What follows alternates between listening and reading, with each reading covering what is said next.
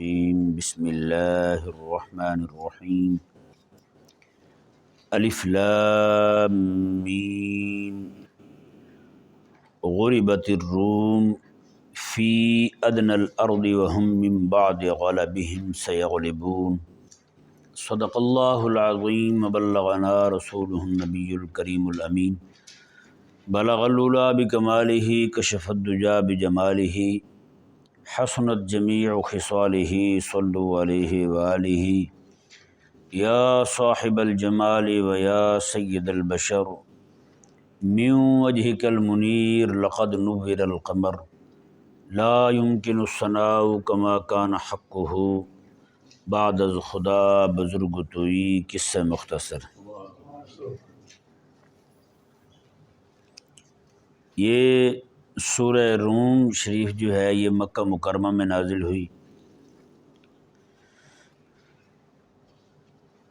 صلح حدیبیہ یا پھر غزوہ بدر اس سے 7 سال پہلے کا یہ واقعہ ہے۔ کتنا سال پہلے کا؟ 7 سال پہلے یہ آیات مبارکہ نازل ہوئی سورہ روم شریف کی۔ ہوا یہ کہ رومی جو تھے چونکہ وہ نصرانی تھے اور ایرانی جو تھے اس وقت وہ مجوسی تھے۔ وہاں اسلام جانے سے پہلے کون تھے؟ مجوسی تھے، یعنی مشرک تھے۔ اب اہل مکہ جو مشرکین تھے وہ اپنی ہمدردیاں مجوسیوں کے ساتھ رکھتے تھے، کیونکہ نہ مجوسی کسی کتاب کو مانتے تھے نہ یہ مکے کے مشرک مانتے تھے، دونوں ہی ایک جیسے تھے۔ سمجھ نہیں آ رہا مسئلہ؟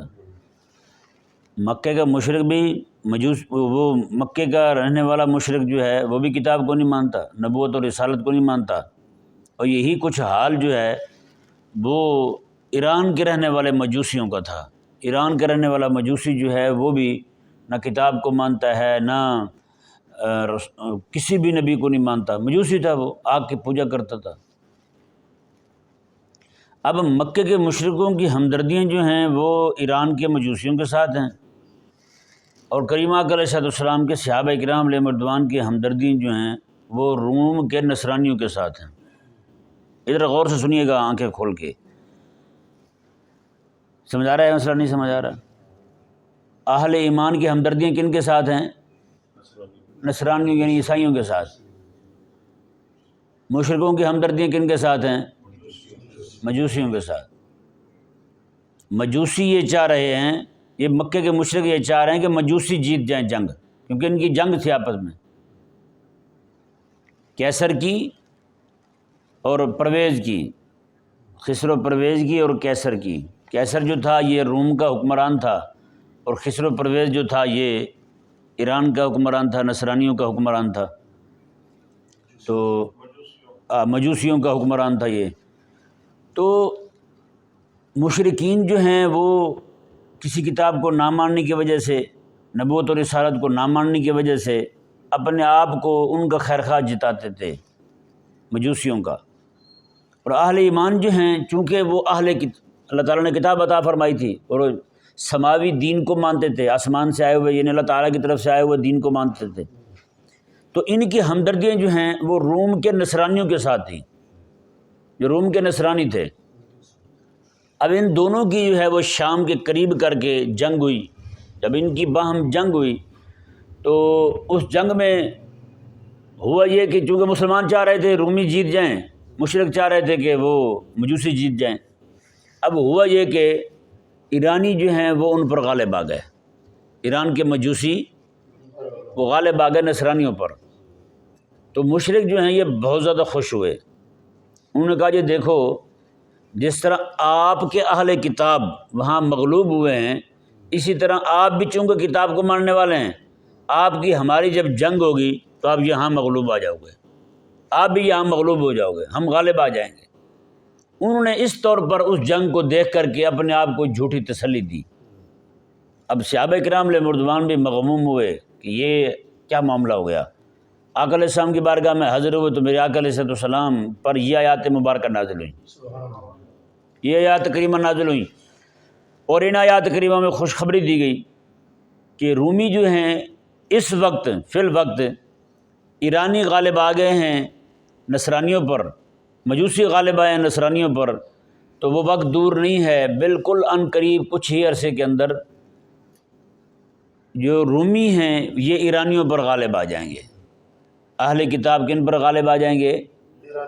ایرانیوں پر، مجوسیوں پر غالب آ جائیں گے۔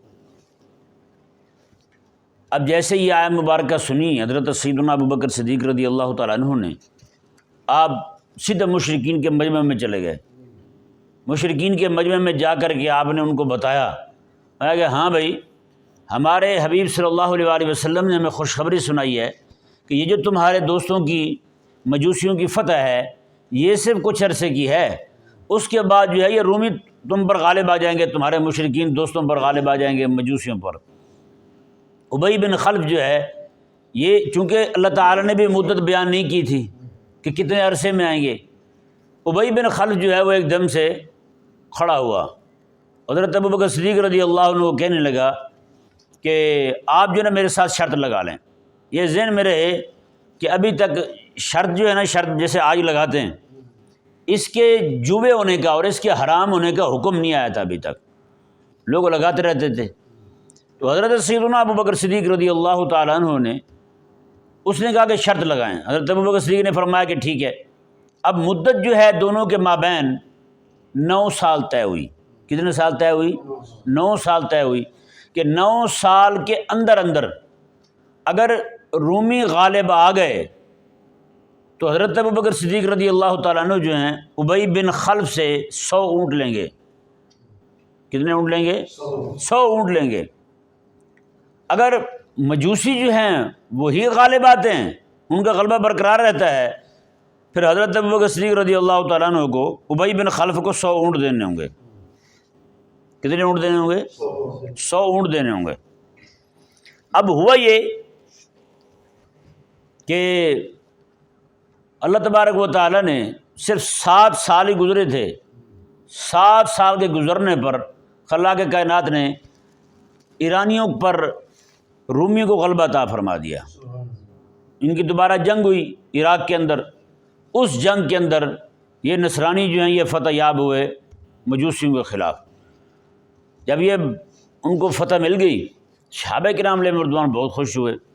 حضرت سیدنا ابوبکر صدیق رضی اللہ تعالیٰ عنہ نے، ابی تو مر گیا تھا، اس کے لڑکوں کو کہا ہاں بھائی تمہارے باپ کی طرف ہمارا کچھ قرض ورض رہتا ہے وہ تو دو، اور اس کی اولاد نے 100 اونٹ جمع کر کے حضرت ابوبکر صدیق رضی اللہ عنہ کو دیے، 100 اونٹ دیے۔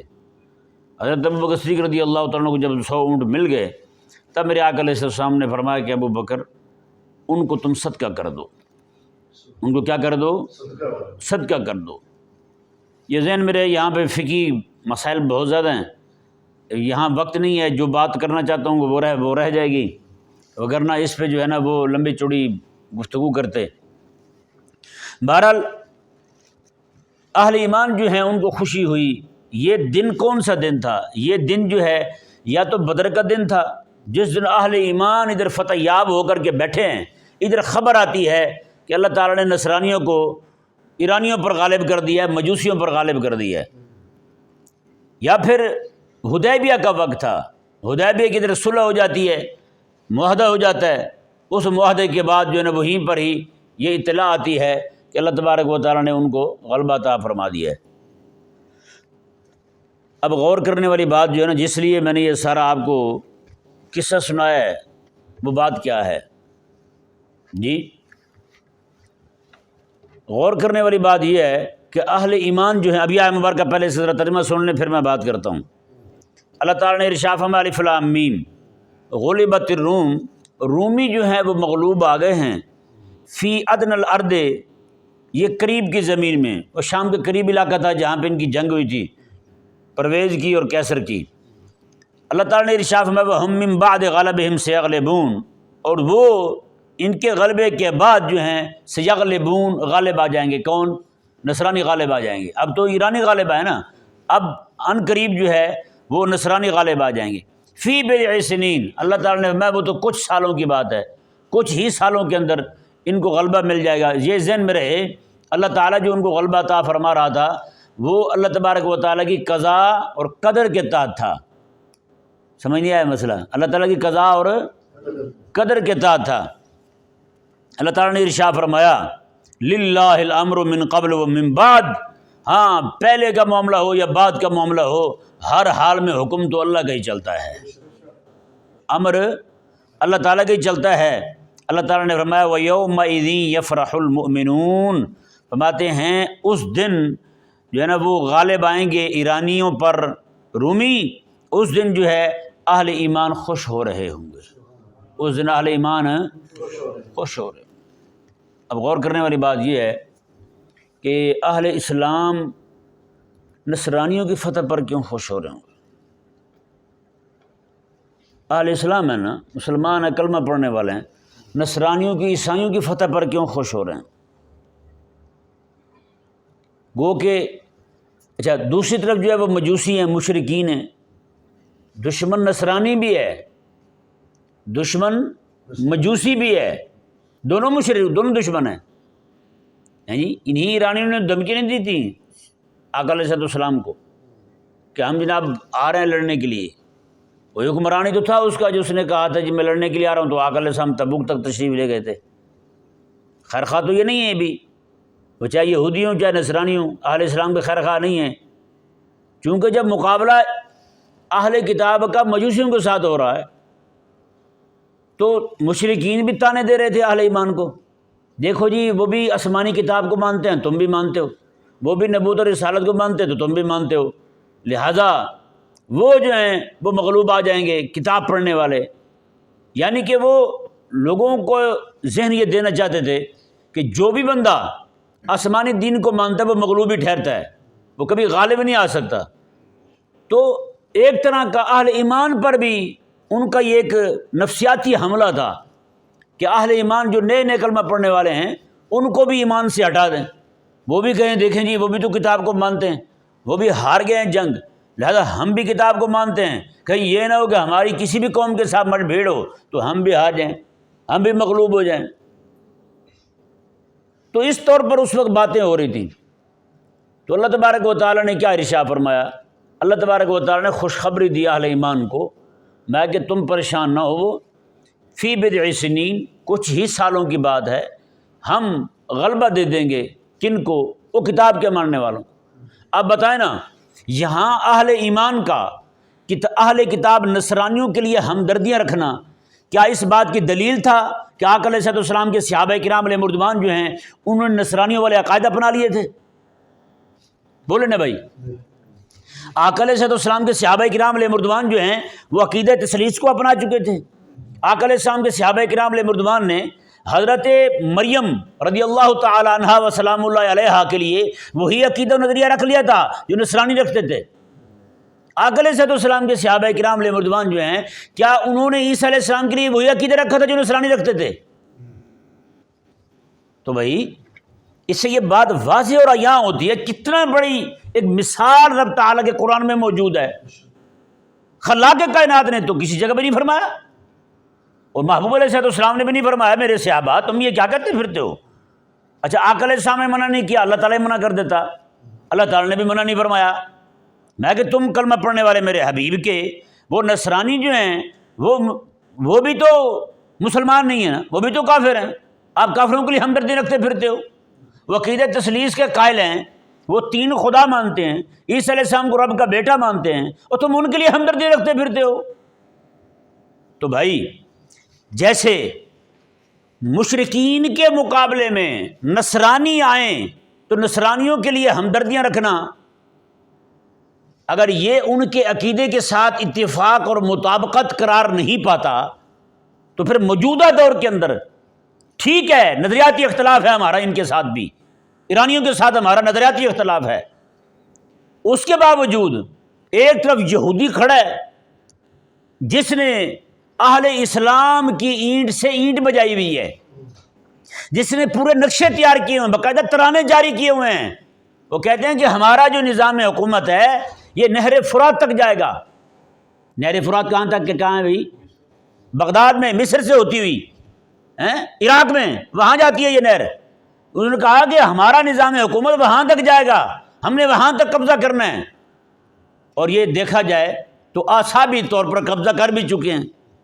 لیکن اب ان کا اگلا مرحلہ ہے وہ یہ ہے کہ ہم مسلمانوں کو خاتمہ کریں گے، ان کو جڑ سے اکھاڑ پھینکیں گے.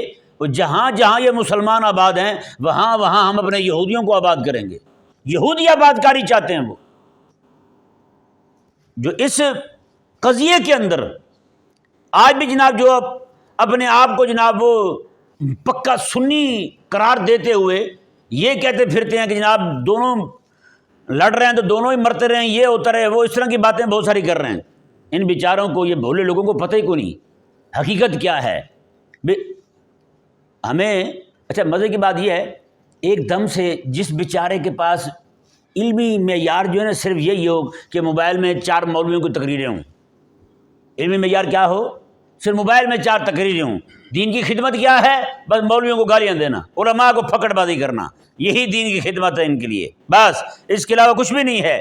وہ علماء کے کلام کو، علماء کی عزت کو، علماء کی پگڑی کو ایسے اچھالتے پھرتے ہیں جیسے جناب ان کے ہاتھ میں کوئی فٹ بال آ گئی.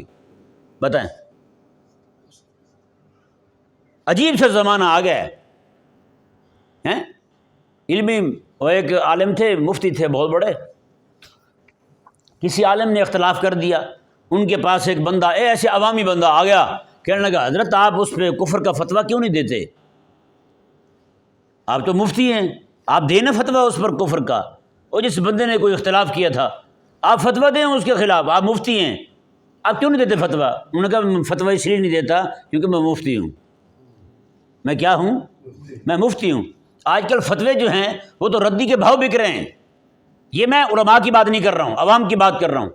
وہ مولوی بھی وہ جن بیچاروں کو پتہ ہی کو نہیں حقیقت کا، ایسے جناب مارتے رہتے ہیں، ادھر کی ادھر کی، دائیں بائیں کی پکڑی اور ایسے داغ دی جناب، نعوذ باللہ من ذالک. تو پیارے بھائیوں، آپ ایرانیوں اور رومیوں کے قضیہ کو لے کر کے موجودہ دور کے حالات کو دیکھیں. قسم خدا کی رب تعالیٰ کے قرآن نے ہر دور میں، ہر حال میں، ہر معاملے میں امت مسلمہ کی رہنمائی فرمائی ہے. یہ ایک الگ بات ہے جس بیچارے کو فاتحہ نہ پڑھنے آئے وہ سورہ روم تک کہاں پہنچے گا؟ جس کو فاتحہ کا پتہ نہ ہو، جو فاتحہ کے اندر جو اللہ تبارک و تعالیٰ نے اسرار رکھے ہیں وہ ان سے واقف نہ ہو، جو اللہ تعالیٰ نے فاتحہ میں عقائد بیان فرمائے ہیں ان سے آگاہی نہ رکھتا ہو، سورہ روم تک کہاں پہنچے گا بھائی؟ وہ تو پھر 21ویں پارے میں. سمجھ پا رہے مسئلے کو؟ نہیں سمجھ پا رہے؟ تو بھائی جس طرح کر کے اللہ تبارک و تعالیٰ نے اور حبیب کریم صلی اللہ علیہ وآلہ وسلم نے صحابہ کرام علیہ مردوان کے ان 2 ملکوں کی جنگ کے مابین صحابہ کرام علیہ مردوان کے جذبات جو ہیں اور ہمدردیاں جو ہیں وہ رومیوں کے ساتھ تھیں. رومیوں کے ساتھ جذبات رکھنے پر اللہ تبارک و تعالیٰ نے ان کو ان کا ہم نوا قرار نہیں دیا، ان کے عقائد و نظریات کو ماننے والا قرار نہیں دیا. تو موجودہ دور کے اندر جب 2 ملکوں کی آپس میں جنگ لگی ہوئی ہے، سب کو پتہ ہے، ان کا بھی ہمیں پتہ ہے، انہوں نے جو ہمارے اہل سنت کے خلاف کیا ہے بولے ہم وہ بھی نہیں ہیں. لیکن موجودہ دور کے اندر جو 2 جو ہے نا ملکوں کی آپس میں جنگ لگی ہوئی ہے، ان میں سب سے زیادہ خطرناک یہ بھی ہیں، سب سے بڑا خطرناک بندہ کون ہے؟ وہ یہودی ہے. وہ یہودی ہے، میں صحیح کہہ رہا ہوں آپ کو.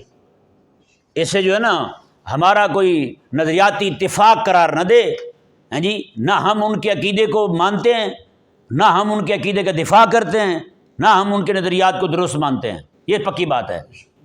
لیکن ہم یہ دیکھ رہے ہیں کہ اس وقت جو ہے وہ بندہ جس نے نعوذ باللہ من ذالک اہل اسلام کی اینٹ سے اینٹ بجائی ہوئی تھی، وہ عراق کی تباہی سے شروع ہوا. جی عراق کی تباہی سے شروع ہوا ہے. آج تک جناب کہاں گیا لیبیا، کہاں گیا لبنان، کہاں گیا جناب یمن، کہاں گیا یہ سارے عراق، بغداد، سقوط بغداد ہو گئی یار. صدام کو عین عید والے دن پھانسی ہو گئی.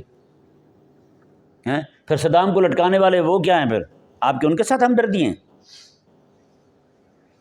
ان کو پتہ ہی کو نہیں بیچارے مسلمان یا ہمارے وہ وہاں پہ جو کھانا وانا آتا ہے نا باہر کے ملک بھیجتے ہیں، وہ بھی یہودی کہتے ہیں ہم بانٹیں گے. یہودی کھڑے ہو کے بانٹ رہے ہوتے ہیں، وہاں مسلمان بیچارے بھوک کے مارے جاتے ہیں. اتنے عرصے 80 دن ہو گئے، 50، اب تو 90 دن سے زائد ہو گئے بیچاروں کو کھانا نہیں ملا کھانے کو. بالکل جسموں کے ڈھانچے رہ گئے ہیں۔ وہ جب کھانا لینے کے لیے جاتے ہیں وہاں پہ وہ ان کی بندوقیں رائفلیں ان کی سیدھی جناب روزانہ کے 100 بندہ کھانا لیتے ہوئے بیچارہ شہید ہو رہا ہے۔ پھر آپ کی ہمدردیاں ان کے ساتھ ہیں۔ وہ کون سی مٹی کے بنے ہوئے ہمیں بھی تو سمجھاؤ تم ہیں، کون سا مسلک پڑھ رکھا ہے تم نے کہ غیرت دینی بھی تم نے قربان کر دی ہے اس پر، اور حمیت اسلامی جو ہے اس کا بھی تمہیں سمجھ نہیں آیا۔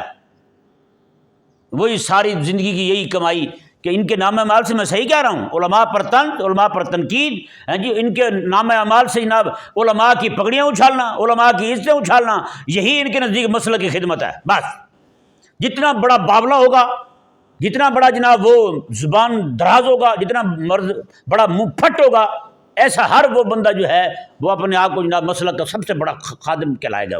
میں جی مسلک کا سب سے بڑا خادم۔ اور جن بیچاروں نے بیٹھ کے خدمت دین کرتے ہوئے، دفاع دین کرتے ہوئے جن کی داڑیاں سفید ہو گئی ہیں، ان کی قدر ہی کوئی نہیں۔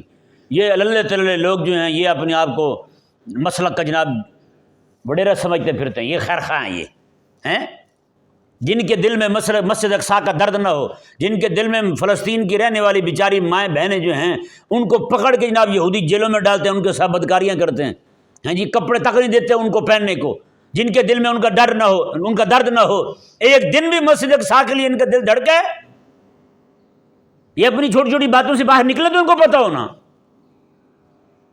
ایک عالم نے بات کر دی، سارے اس کے پیچھے پڑے ہوئے ہیں، مسلک کے چاچے سارے، اور نہیں جی مسلک کی یہ بات ہوتی ہے، پھر آپ کو کیا پتہ ہے؟ تجھے پتہ ہے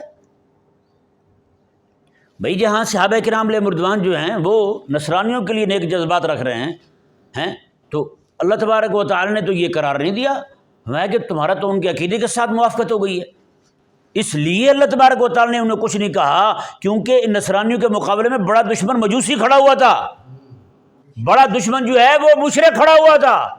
مشرک کے مقابلے میں نصرانی آ گیا تو میں کہ تمہارے نیک جذبات نصرانیوں کے ساتھ ہونے چاہیے۔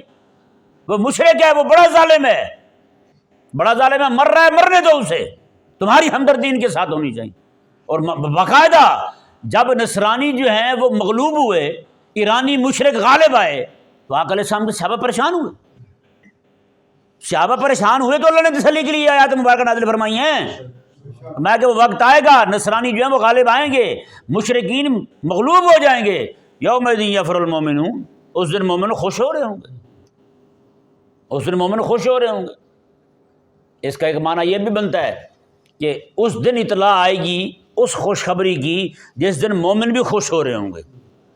وہ خوشی کیا ہے وہ میں نے پہلے بتا دیا آپ کو، بدر کی فتح کی خوشی، مسلمان بھی خوش ہو رہے ہیں، ادھر خوشی یہ بھی آ گئی کہ مشرکین جو ہیں وہ ادھر یہاں مشرکین پٹیں گے، وہاں اللہ تعالیٰ ان مشرکوں کو بچھاڑ دے گا، وہاں وہ مشرکین جو ہیں وہ نصرانیوں کے ہاتھ سے پٹ جائیں گے، یہ مشرک یہاں پٹیں گے وہ وہاں پٹ جائیں گے، یہاں یہ کتاب والے غالب آ جائیں گے، وہاں وہ کتاب والے غالب آ جائیں گے، گو کہ انہی کے ساتھ لڑنے کے لیے میرے آقا علیہ السلام وہاں تشریف لے جاتے ہیں۔ نہیں سمجھ پا رہے مسئلے کو بھائی؟ تو اس لیے یہ بڑا انتہائی اہم مسئلہ ہے، ایسے نہیں اپنے آپ کو جناب مسئلہ کا پتہ ہے کوئی نہیں آپ کو، ایک بندہ کہنے لگا جی وہ مسلک جو ہے نا وہ آپ کو پتہ ہی کوئی نہیں مسلک کی غیرت اہمیت کیا ہوتی ہے۔ میں نے کہا باقی چھوڑیں، آپ ذرا مسلک سیکھا کون سا ہے وہی بتا دیں۔ کہتے نہیں انہیں تو پھر ہمیں بھی پتہ کوئی نہیں۔ میں نے کہا پھر جنہیں پتہ نہیں ہے آپ اتنے تک ہی رہیں، جتنا پتہ ہے آپ اتنے تک رہیں، ایسے نہ آپ زیادہ خیر خواہ بنا کریں۔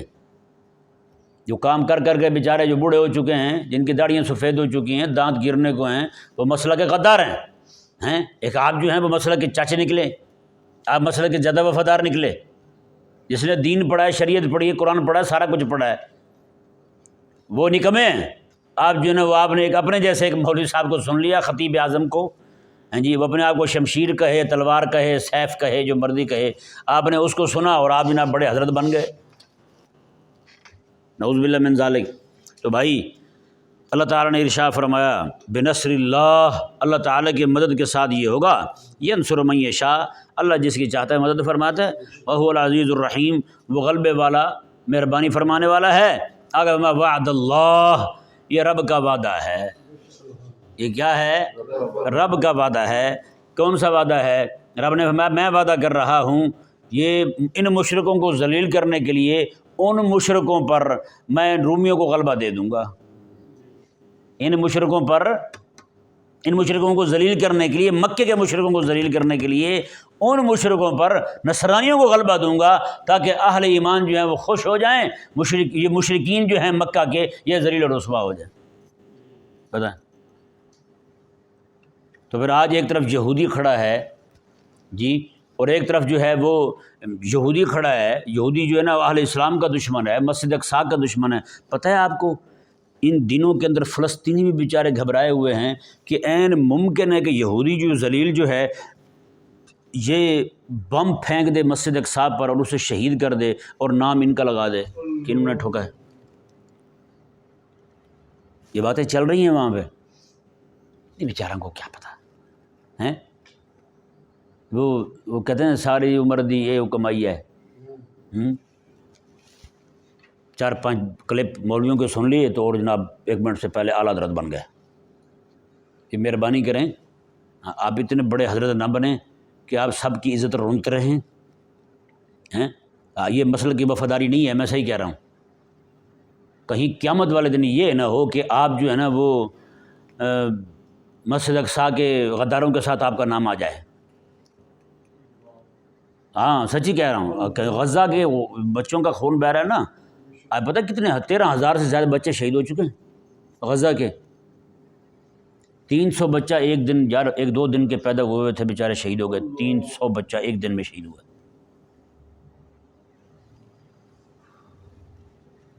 اور یہ تم یہ دعا نہ کرو کہ ان کو فتح ہو، یہ دعا تو کر سکتے ہو یا اللہ انہیں ذلیل کر دے۔ نہیں سمجھ آیا؟ یہ نہ کہو کہ یار ان کے لڑنے کا دن جو ہے وہ اللہ کا دن ہے، یہ تو کہہ سکتے ہو ان کے ذلیل ہونے کا دن اللہ کا دن ہے۔ تم یہ نہ کہو یار ان کے جتنے پر ہم خوش ہو رہے ہیں، یہ تو کہو یار ہم یہودیوں کے ذلیل ہونے پر خوش ہو رہے ہیں۔ وہ کسی طرف تو آ جاؤ، تمہارے اندر تو اہل اسلام کی ان کے لیے بھی ایک جذبات نہیں رہے، جاہل ہو اور باتیں کرتے تم 1000 گنا بڑی، اپنے منہ سے بھی بڑی باتیں کرتے ہو۔ تو یہ آیت مبارکہ کسی کو زیادہ مسئلہ ہے نا، وہ یہ آیات کریمہ اٹھا کے دیکھ لے۔ رب کیا فرما رہا ہے؟ وعد اللہ، اللہ کا وعدہ ہے، لا یخلف اللہ وعدہ، اللہ تعالیٰ اپنے وعدے کی مخالفت نہیں کرتا، وعدے کے خلاف نہیں کرے گا۔ ولکن اکثر الناس لا یعلمون، لیکن اکثر لوگ جو ہیں وہ جانتے نہیں ہیں۔ اللہ فرما رہا ہے میں وعدہ کر رہا ہوں کہ نصرانیوں کو غلبہ دوں گا مشرکوں پر۔ اب بتائیں نا، یہ اللہ تبارک و تعالیٰ جو اپنی قضاء اور قدر کے تحت نصرانیوں کو غلبہ دے رہا ہے مشرکین پر، پھر اللہ تعالیٰ کو کس کے ساتھ کا کہیں گے؟ تو کچھ تو دسو ہیں، اللہ تعالیٰ کو کس کے ساتھ کا کہیں گے؟ اللہ تبارک و تعالیٰ ہمارے ان بیچاروں کو سمجھنے کی توفیق عطا فرمائے۔ ان کے لیے میں ایک بار دوبارہ عرض کرتا ہوں، خدا کے لیے آپ اب مسلک کا درد بھی رکھیں۔ اس سے بھی بڑا درد جو ہے وہ اسلام کا درد ہے، اس سے بھی بڑا درد جو ہے وہ مسجد اقصیٰ کا درد ہے ہیں۔ یار ابھی 6 دن کے لیے مسجد اقصیٰ بند کر دی گئی تھی، ایک بندے کو نماز نہیں پڑھنے دی گئی۔ یہودی جب چاہتے ہیں، یہودیوں نے مسجد اقصیٰ میں خنزیر گھسیڑے تھے یار، یہودیوں نے مسجد اقصیٰ کے دروازے پر ننگی لڑکی نچوائی تھی، یہودیوں نے مسجد اقصیٰ میں جب چاہتے ہیں فیرنگ کر کے نمازیوں کو شہید کر دیتے ہیں۔ آپ کچھ تو سوچو، کچھ تو درد اپنے دل میں یہ بھی لے آؤ یار۔ یہ وہ مسجد اقصیٰ ہے جس کی فتح کے لیے حضرت عمر کو مامور کیا گیا تھا، یہ وہ مسجد اقصیٰ ہے جس کو فتح پانے کے لیے 17 سے 18 راتیں حضرت سلطان صلاح الدین ایوبی رحمہ اللہ رات کو سوئے نہیں تھے۔ بتائیں،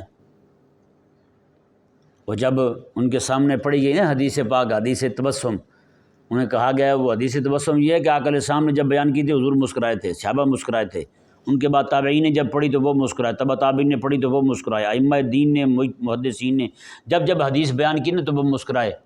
وہ حدیث پاک جب صلاح الدین ایوبی رحمہ اللہ کے سامنے پڑھی گئی نا تو آپ نہیں مسکرائے۔ وہ جو شیخ عمر تھے دمیات کے رہنے والے رحمہ اللہ، انہوں نے عرض کر دی، انہوں نے کہا حضور آپ مسکراتے نہیں ہیں، یہ تو حدیث پاک ایک تسلسل چل رہا ہے، اگر آپ نہ مسکرائے تو تسلسل ٹوٹتا ہے یہاں پہ۔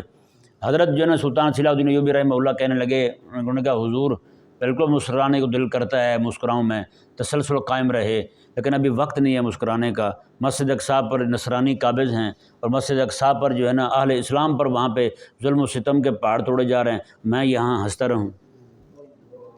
مسجد اقصیٰ کو جب فتح کر لیا، فتح کرنے کے بعد آپ نے انہی عالم کو ہی بلایا، میں آئیں جی اب حدیث سنائیں، اب ہم ہنسیں گے، اب مسکرائیں گے، اب وہ تسلسل برقرار رہے گا، تسلسل ٹوٹے گا نہیں۔ صلاح الدین ایوبی رحمہ اللہ جو ہے نا جی، کہاں کے تھے؟ کردستان کے تھے۔ کردستان کہاں ہے؟ عراق کے علاقے میں جی۔ عراق کے علاقے کے رہنے والا ایک بندہ بچہ جو ہے اہل اسلام پر ہونے والے مظالم کو سنتے سنتے بڑا ہوتا ہے، دل میں امنگ پیدا ہوتی ہے، دل میں جذبہ پیدا ہوتا ہے، غیرت ایمانی پیدا ہوتی ہے۔ اسی غیرت کی وجہ سے لڑتے لڑتے مسجد اقصیٰ تو فتح کر لی اس بندے نے، لیکن عمرے کے لیے نہیں آ سکا، وہ مدینہ شریف حاضری نہیں دے سکا۔ کیا جذبہ تھا یار اس بندے کا، ہیں؟ ذرا ان لوگوں کے جذبات بھی دیکھیں، ان لوگوں کا کام بھی دیکھیں، ٹھیک ہے نا، اور ذرا مہربانی کریں اپنے بھی عمل کا جائزہ لیں۔ اللہ تبارک و تعالی ہمیں سمجھنے کی توفیق عطا فرمائے۔